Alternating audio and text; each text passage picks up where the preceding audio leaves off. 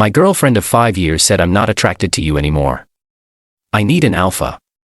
I replied I understand. Then I accepted the promotion she wanted her new alpha boyfriend to get at our company. When she saw me in the corner office, her face went pale as she realized I was now her new boss. My girlfriend of 5 years, Tina, ended our relationship last Tuesday. We lived together, so she had the decency to do it face to face, but that's the only decency she showed. She sat me down on the sofa in the living room of the house I own and gave me a speech that she had clearly been rehearsing. She told me she loved me as a person, but she wasn't in love with me anymore. She said that she had been feeling for a while that something was missing, and then she delivered the killer line. I'm just not attracted to you anymore, David. She said, looking at me with a sort of clinical pity. I've realized I need a real alpha, someone who takes charge, a true leader. The insult was so direct, so condescending that I didn't even feel anger at first. It was just clarifying. I've always been a quiet person. I'm not the loudest guy in the room. I don't brag. I don't feel the need to dominate conversations. I lead by example through competence. I solve problems. I build things that work. I had always thought she understood and valued that about me. Clearly I was wrong. She saw my quiet confidence as weakness. I didn't argue with her. I didn't get defensive. I just looked at her and waited for the other shoe to drop because I knew there was more. She took my silence as an invitation to continue. She confessed that she had been getting close to someone else. A guy from our company, Chad. For context, Tina, Chad, and I all work at the same large engineering firm. I'm a senior systems architect. I design the back-end frameworks for our most complex projects. Tina is a project manager, so we work in adjacent spheres. And Chad is a senior sales strategist. He's exactly the kind of guy you'd picture when you hear the word alpha used unironically. He's loud, overtly confident, wears flashy suits, and is great at giving slick presentations. He's all charisma. The substance, however, has always seemed questionable to me. Tina went on and on about Chad's ambition and his unstoppable drive, and then she revealed the real core of it. For the last 2 months, a new major position had been open at the company, Director of Strategic Integration. It's a huge step up, a leadership role designed to bridge the gap between the technical teams, project management, and sales strategy. The new director would essentially be the boss of all 3 of our departments. Tina told me with a smug sense of excitement that Chad was the leading candidate. She admitted she'd been helping him craft his proposals, feeding him inside information from the project management side to make his pitch look stronger. She was completely invested in his success. She saw him getting this job as their launch pad. They were going to be the new power couple of the office. As she was telling me all this, I just sat there, and when she was finally done, after she had thoroughly laid out why I was no longer adequate for her, I looked at her and said in a perfectly level voice, I understand. She seemed a little surprised by my lack of emotion, but she took it as acceptance. She said she would need a week or 2 to find a new place. I just nodded. Here's what she did not know. While she and Chad were plotting his rise, senior management had been having serious doubts about him. They saw what I saw. A lot of flash, but not a lot of depth. His strategies looked good on a PowerPoint slide, but they often ignored critical technical limitations which my team would then have to scramble to fix. Because of this, about a month ago, the senior vice president, a man named Marcus, had quietly approached me. He told me that while I wasn't the obvious choice from a sales perspective, I was the only candidate who truly understood how all the pieces of the company actually fit together. He said the company needed a leader who could deliver results, not just promises. He offered me the director position. I was hesitant. I enjoy the hands-on work. I'm an architect, a builder. I was not sure I wanted to get into senior management and politics. I told Marcus I needed some time to consider it. I didn't mention it to Tina because our relationship was already feeling strained and I didn't want to add a complex work dynamic to the mix. My hesitation, my desire to think things through logically, was the very thing she saw as a lack of ambition. But after her speech, after she called me weak and paraded her new alpha in front of me, all my hesitation vanished. Turning down the promotion now would validate her entire twisted narrative. Accepting it was the only move I had left. It was no longer about career progression. It was about self-respect. The next morning I walked into Marcus's office. He looked up, surprised to see me. "David," he said. "What's on your mind?" "Marcus," I replied. "I've considered your offer. If it's still on the table, I accept." A huge smile of relief spread across his face. "That's the best news I've heard all month," he said, shaking my hand firmly. "We were hoping you'd come around. The official announcement will go out in a company-wide email on Monday morning. Welcome aboard, Director." I spent the rest of the day in a state of calm focus. When I got home, Tina was there already packing some of her things. She was humming. She told me she was going to have a celebratory dinner with Chad on Monday night after the big announcement. She even had the audacity to pat my shoulder and say, "Don't worry, David. I've already spoken to Chad. Once he's director, he's gonna make sure you're assigned to some of the most important new projects. He really values your technical skills." I just looked at her and nodded. "That's thoughtful of you," I said. "This weekend is quiet. I've moved her things from the master bedroom into the guest room. She thinks it's just me needing space. She is blissfully unaware of the email that is scheduled to hit the entire company's inbox at 9 o'clock on Monday morning. She thinks she's hitching her wagon to a rising star. She has no idea she's about to be introduced to her new boss. Update 1. Monday morning arrived with a strange sense of inevitability. The atmosphere in the house was thick with a tense, awkward silence. Tina, however, seemed to be floating on a cloud of smug satisfaction. She was more talkative than she had been in months, going on about the celebratory dinner she and Chad had planned for that evening. As we were getting ready for work, she stood in the doorway of the bathroom while I was shaving and gave me a piece of unsolicited advice. "You know, David," she started, her tone dripping with fake concern. "You're a great architect, probably the best in the company, but you just don't have that leadership spark. You should really learn from Chad. Watch how he commands a room. It might help you in the long run." I just rinsed my razor, wiped my face, and looked at her in the mirror. "I'll keep that in mind," I said. We drove to the office in separate cars, a routine we had started a few weeks ago as the distance between us grew. I got to my desk at 8:30, cleared out a few old files, and prepared for the day. Tina was at her workstation chatting excitedly on the phone, no doubt with Chad. At exactly 9 a.m. a new email notification popped up on my screen. It did on everyone's. The subject line was simple. Announcement: new Director of Strategic Integration. I didn't open it. I didn't need to. Instead, I watched Tina. I saw her click open the email, her face alight with triumphant expectation.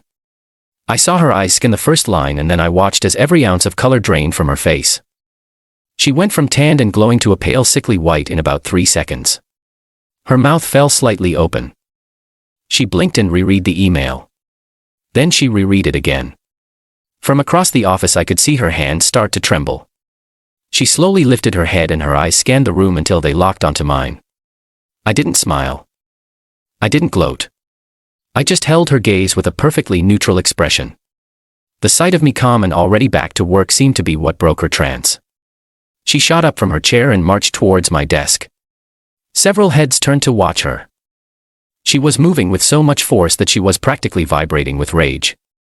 She stopped in front of my desk, her fists clenched. "What is this?" She hissed, her voice low and shaking. "This is some kind of joke, right? How did you do this? You stole this from him." Her voice was rising in volume and she was causing a scene. People were openly staring now. This was the moment. This was where the new dynamic would be forged. I slowly stood up, looking down at her as she was a few inches shorter than me. I kept my voice quiet, forcing her to lean in slightly to hear me. A subtle power move. "Tina," I said calmly. "This is neither the time nor the place for this conversation. My door is always open, but I expect you to conduct yourself professionally. We have a project status meeting scheduled for 10 o'clock. I'll see you in the main conference room then. We can discuss your concerns about the project pipeline at that time." The color returned to her face in a hot, angry flush. She was speechless. She had come over to confront her ex-boyfriend, the man she had just deemed a weakling. She was now being addressed as a subordinate by her new boss. She stood there for a few more seconds, sputtering before she seemed to realize that everyone was watching her unprofessional outburst. She turned on her heel and stormed back to her desk. Across the building, I could only imagine the meltdown Chad was having. His entire strategy, his entire identity at the company was built on bravado and the perception of being the next in line. Now he didn't just lose the promotion, he lost it to me. That evening, the confrontation at the house was exactly what I expected. She was waiting for me when I walked in the door. She accused me of being a manipulative, vindictive snake. She said I had planned this all along to humiliate her. I let her vent until she ran out of steam. When she was finished, I finally spoke. I didn't do this to you, Tina. I did this for myself. You made it very clear what you value in a partner. You said you wanted an alpha, a leader, someone who takes charge. You made your choice based on your perception of strength. It seems you just backed the wrong horse. I walked past her and went to the kitchen to get a glass of water. You're right about one thing, though. I continued my back to her. The dynamic has changed. It is completely inappropriate for you to be living here anymore. This is my house. I need you to find a new place to live. You have 1 week. The fight went out of her, then replaced by a dawning horror. The reality of her situation was crashing down on her all at once. Her alpha boyfriend had failed. She had lost the power couple dream. And now she was losing her home. Her plan had not just failed, it had backfired in the most spectacular way imaginable. Update 2. It's been 2 weeks since I was promoted, and the fallout has been both predictable and in a way satisfying. The first week was all about establishing my authority, and Tina and Chad did not make it easy. But their attempts to undermine me only ended up cementing my position. My first official act as director was to call a meeting with the heads of all the departments now under my purview. This of course included Tina representing her project management team and Chad representing sales strategy. I wanted to review the entire project pipeline to identify risks and opportunities. Chad came into the meeting with his usual swagger, but it was brittle. He was trying to act as if nothing had changed. Tina sat at the far end of the table, silent, refusing to make eye contact with me. The main topic of the meeting was a major new initiative that Chad had been championing for months. It was his baby, the cornerstone of his pitch for the director role. Tina had been its biggest supporter, ensuring her project managers prioritized it. When it was Chad's turn to present, he put on his usual show. He walked us through a slick presentation filled with impressive-sounding buzzwords and optimistic projections. When he finished, he looked around the room expecting applause. Instead, I spoke. "Thank you, Chad," I said evenly. "The projections are certainly ambitious. However, I've spent the weekend reviewing the core architecture required to support this strategy. Can you please turn to slide 17 where you outline the data integration process?" He fumbled with the remote, a flicker of uncertainty on his face. He brought up the slide. "As I see it," I continued, speaking to the entire room, "your strategy relies on real-time data synchronization between our legacy inventory system and the new cloud-based analytics platform. However, the legacy system's API has a hard query limit of 1,000 requests per hour. Your plan as outlined here would require a minimum of 10,000 requests per hour during peak business times. The system as it currently exists cannot support this. It will fail." I wasn't aggressive. I just stated facts. I presented data. I laid out the core flaw in his entire strategy, a flaw that anyone with deep technical knowledge would have seen, but which he in his sales-focused world had completely ignored. The room was silent. Chad's face went red. He had no answer. He stammered something about his technical consultants assuring him it would work. "Then your consultants were wrong," I said simply. "We need to shelve this initiative pending a complete architectural review. I want a viable plan on my desk in 2 weeks, not a PowerPoint deck. Tina, please have your team deprioritize all resources allocated to this project and move them to the Phoenix project effective immediately." Tina just nodded, her face pale. She had to sit there and publicly dismantle the very project she had championed, the one that was supposed to be her and Chad's ticket to the top. In one 10-minute exchange, I had exposed Chad's incompetence and reasserted control over the company's direction, all by simply doing my job. Their next move was to try and rally support. Tina began complaining to her work friends, people she used to have lunch with, about how awkward and uncomfortable I was making things. She heavily implied that I was creating a hostile work environment using my new position to punish her for our breakup. It backfired spectacularly. The people in our company, especially on the technical side, value competence above all else. They had all seen Chad's flashy presentations and had all been forced to deal with the messy reality of his flawed plans. They respected my work. They saw me kill a bad project and save the company millions in wasted resources. They didn't see a vindictive ex-boyfriend. They saw a competent leader cleaning house. Tina's complaints just made her look unprofessional and petty. Then came the truly dirty trick. Defeated professionally, they decided to try and attack my reputation. One of my old projects, a complex software update I had personally architected, was in its final deployment phase. Late one night last week, someone went into the system and altered a critical line of code. It was a subtle change, one that wouldn't cause an immediate crash but would create a serious data corruption issue about a week down the line. It was designed to make it look like I had left a ticking time bomb in the system right before my promotion. It was a direct attempt to make me look incompetent to senior management. It was a clumsy, desperate move. The next morning during a routine check, I immediately noticed the anomaly in the code. It wasn't my work. The logic was sloppy. I didn't panic. I didn't even mention it to anyone at first. Instead, I went directly to our company's cybersecurity logs. Every single change, every single login is tracked and time-stamped. It took me less than an hour to find it. The unauthorized change was made at 10:47 p.m. the previous night. It was logged under a set of temporary administrative credentials, and the IP address from which the login occurred was traced directly to a workstation on the 4th floor. Chad's workstation. I now had concrete, undeniable proof of direct corporate sabotage. He wasn't just incompetent. He was a liability. And I had him. Final update. It has been 3 months since my promotion, and the final pieces of this chapter have fallen into place. The story of Chad and Tina at our company is officially over. After discovering the evidence of sabotage, I did not confront Chad or Tina directly. That would have been messy and unprofessional. Instead, I acted like the director they accused me of not being. I compiled my evidence, the cybersecurity logs showing the IP address, the timestamp of the unauthorized change, the original code versus the altered code, and a brief factual summary of the potential damage it would have caused. Then I scheduled a meeting with my boss Marcus and the head of human resources. I laid out the evidence calmly and objectively. I didn't frame it as a personal issue. I framed it as a serious and deliberate breach of corporate security and professional conduct. I told them an employee in a senior role actively tried to sabotage a critical company project. This represents a massive risk to our business. The reaction was exactly what you would expect from a major corporation facing a clear insider threat.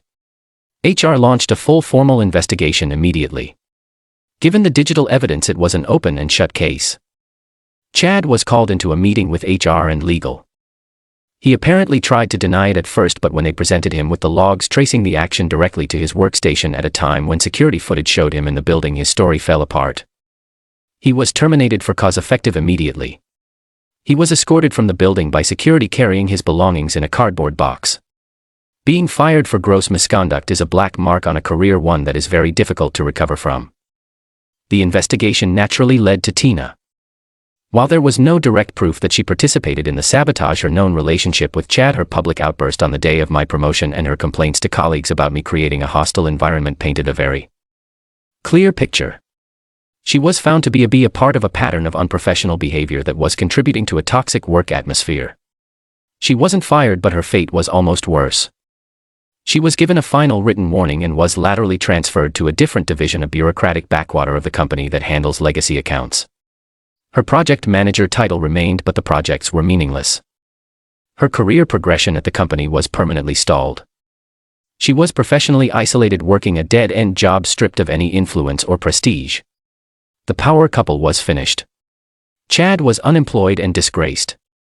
Tina was sidelined and humiliated. The grapevine is always filled in the rest. Chad is reportedly still struggling to find a new position. The story of why he left our company has of course made the rounds in our industry. Tina lasted another month in her new role before she quietly resigned.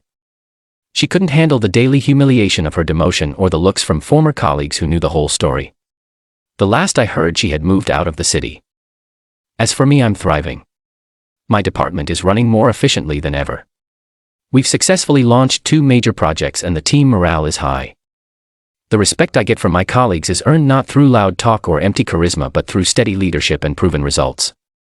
My work speaks for itself. Looking back, Tina was right about one thing. She said she needed an alpha, but her idea of what that meant was completely wrong. She was drawn to the loudest, flashiest peacock in the room, mistaking his bravado for strength. She failed to understand that real strength, real leadership isn't about the noise you make. It's about the foundations you build, the problems you solve, and the quiet confidence that comes from knowing you are competent and in control of your own destiny. She went looking for her alpha, and in the end she found one. She just never realized it was the men she was leaving behind.